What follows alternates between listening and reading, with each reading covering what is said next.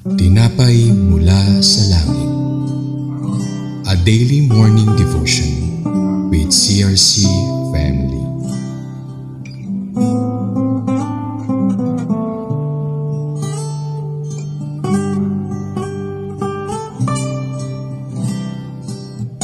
Isang magpalang umaga po mga kapatid. Ako si Ana Torres Alcaz from CRC Daughter Church. Samahan niyo po kami sa ating programang Tinapay Mula sa Langit. Ang pang-araw-araw nating devotion sa salita ng Diyos. Ngayong umaga ay matutunghayan natin ang magandang balita sa mga bilang 35 verse 29 to 30. Ang ating pong title ngayong pong umaga na to ay 2 witnesses are required before punishment for murder. Ating pong basahin sa verse 29, ang mga tuntuning ito ay para sa inyo at sa lahat ng inyong mga lahi saan man kayo manirahan. Verse 30, sino mang pumatay ng kapwa ay papatayin din batay sa patotoo ng dalawa o higit pang saksi, walang papatayin dahil sa patotoo ng isang saksi lang. Ngunit bago tayo magpatuloy, tayo po dumako sa maikling panalangin. Lord God, ang aming Ama sa langit, pinadakila at pinupurihan ka namin sa araw na ito, Panginoon, na kami muli nagkasama-sama upang nagkaisa na papurihan ka ngayong pong umaga na to. Lord God, bago po kayo magsimula, kami po humihingi na kapatawaran sa aming mga kasalanan sa isip, sa salita at sa gawa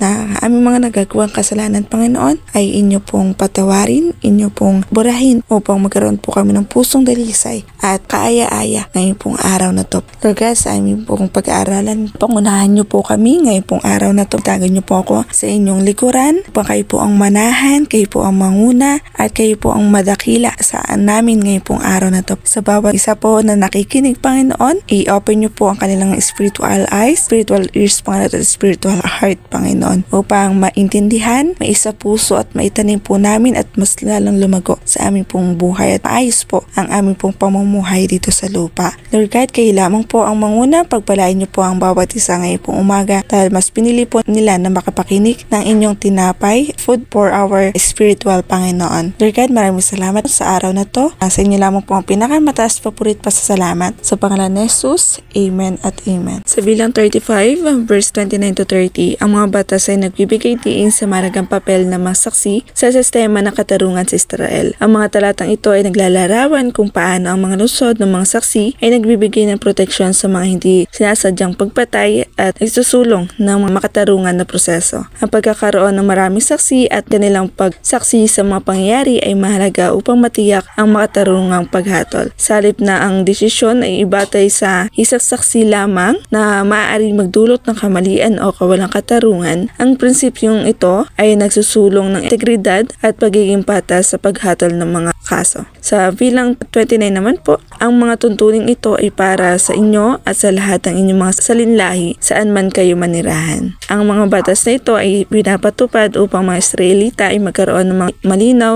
na alintutunin para sa pagbuo ng katarungan. Ang mga kautosang ito ay pinapatupad sa buong kasaysayan ng Israel bilang isang bahagi ng kanilang batas upang tiyakin na ang katarungan ay sinasagawa ng tama. Verse 30, sino mang pumatay ng kapwa ay papatayin din batay sa patotoo ng dalawa o higit pang saksi. Walang papatayin dahil sa patotoo ng iisang saksi lang. Ang mga pagkakaroon ng maraming saksi ay mahalaga sa pagpapasya ng isang kaso upang maiwasan ang hindi makatarungang paghatol. Ang pangangailangan ng dalawang saksi ay nagpapalakas ng integridad at katumpakan ng paglutas ng mga legal na issue. Ang mga prinsipyo ng katarungan na itinatag sa mga talatang ito sa verse 29 and 30 po ay nagmumungkahi na pagtiyak na ang lahat ng aspeto ng legal na proseso ay transparent at patas. Ang pagiging maingat sa pagpili ng mga saksi at pagbibigay ng mga tamang ebidensya ay mahalaga upang manatili sa katotohanan at katarungan. At masigit po yung may takot po sa ating pong Panginoong Diyos. So para magkaroon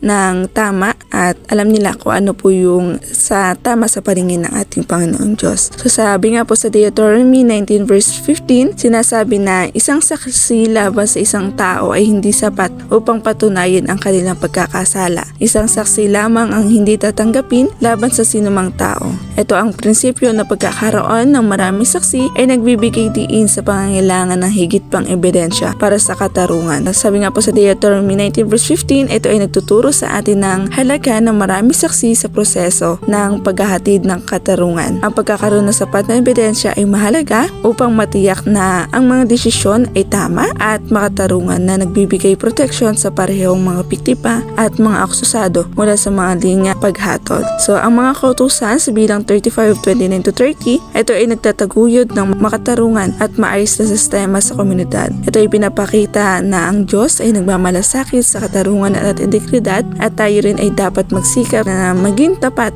at patas sa lahat ng aspeto ng ating buhay, mula sa personal na relasyon hanggang sa legal na mga issue. Ang prinsipyo na pagkakaroon ng sapat na saksi at ebidensya ay mahalaga sa bawat aspeto ng buhay upang itiyakin ang katarungan at katotohanan. Bago po tayo magtapos, tayo po ay sandali ang manalangin. Maraming salamat po, aming Ama sa Langit, sa mga aral na inyong tinuturo, sa bawat gabay sa amin habang kami ay nakikinig ng inyong mga aral at ang inyong mga magandang salita. Naway magamit ang mga aral na ito sa aming pang-araw-araw na pamumuhay na maging patas sa lahat po ng bagay at may takot sa bawat aming pong gagawin sa buhay. Gabayin po ninyo muli kami sa aming pong mga buhay, Panginoon, ngayon at hanggang sa inyong pagparito sa lupa, Panginoon. Lord God, sa aming pinag-aralan ngayon, Panginoon, sa mga bilang 35 verse 29-30 na mga alintuntunin ninyo upang kami po ay mabuhay dito ng payapa at nasa tama, kayo lamang po ang magpalago sa bawat isa at magbigay ng tamang